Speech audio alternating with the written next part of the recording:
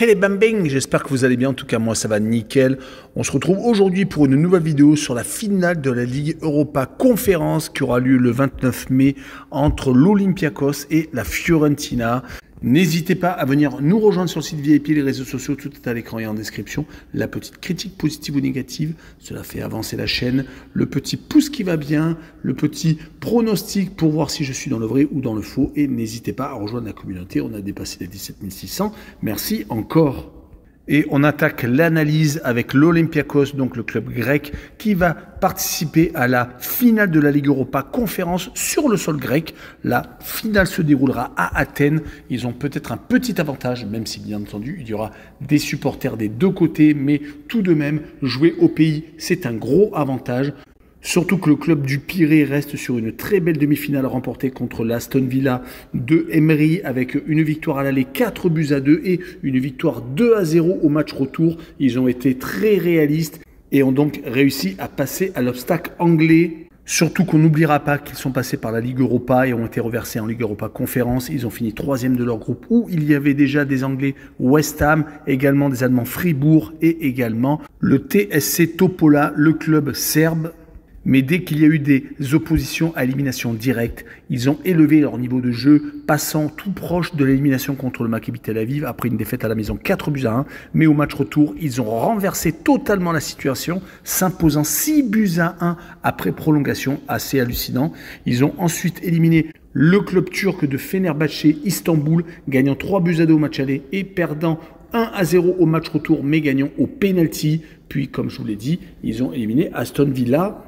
Le petit point négatif peut-être, c'est cette saison en championnat où ils sont actuellement 3e et vont avoir du mal pour aller jusqu'au bout. Ils ont 6 points de retard sur le premier, le PAOK Salonique, contre qui ils se sont inclinés le 12 mai 2-0. Depuis, ils ont fait une victoire contre l'AEK Athènes, le second du championnat, et fait match nul contre le Panathinaikos Athènes, le 4e. Justement, c'est là où se déroule la finale et la Fiorentina sera légèrement favori. Malgré leur 8e place en championnat où ils ont fini à 4 points de la Lazio, car même avec une victoire lors du match en retard à l'Atalanta de Bergame, ils ne pourraient pas les rattraper en cas de victoire.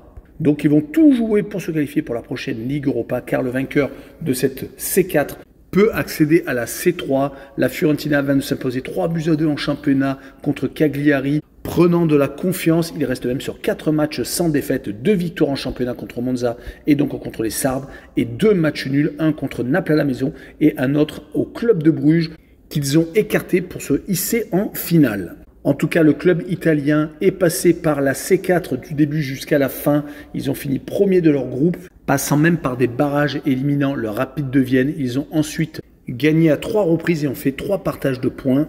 Puis lors des tours à élimination directe, ils ont dû sortir le Maccabi Haïfa, gagnant au match aller à l'extérieur et faisant match nul au match retour à la maison.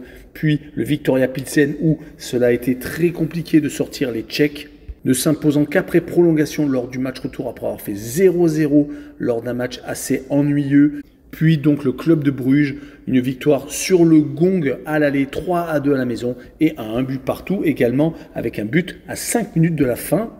Je finirai par la dynamique des deux clubs. L'Olympiakos a gagné 3 fois sur les 5 derniers matchs, toutes compétitions confondues, a perdu contre le PAOK Salonique et a fait un match nul. Du côté de la Fiorentina, c'est 2 victoires, 2 nuls et 1 défaite. Donc c'est à peu près équivalent. Sur cette rencontre, je verrai bien un but partout avec donc les deux équipes qui n'arrivent pas à se départager. Et je verrai le away no bet et le match nul remboursé. 6 victoires de la Fiorentina à l'extérieur car ils sont considérés comme à l'extérieur sur cette rencontre avec une cote à 1,87. Voilà, on en a fini avec cette vidéo. N'hésitez pas à venir nous rejoindre. Ciao les bambins!